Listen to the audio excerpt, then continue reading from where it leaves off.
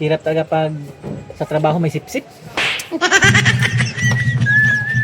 Apo, ano yon? Mabili asin. Asin? Magkano? Ano lang ba, 10 piso lang. Kasi wala kayong pang-ulam. Ah, sige, saglit lang ha. Sige po. Asin na lang. Umaga asin, tanghali asin, hapunan asin. Hirap talaga pag sa trabaho may sipsip.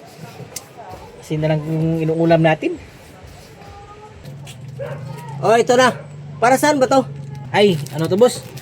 Pang-ulam ko sa sa trabaho kasi siyempre wala na kasi akong pira, tapos yung mga kasamahan ko mga sipsip, kaya ito kasi na yung inuulam namin.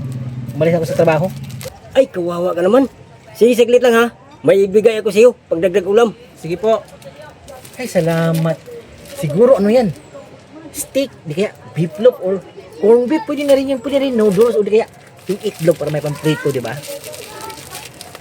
Ah, ito. Ano to boss? Asin?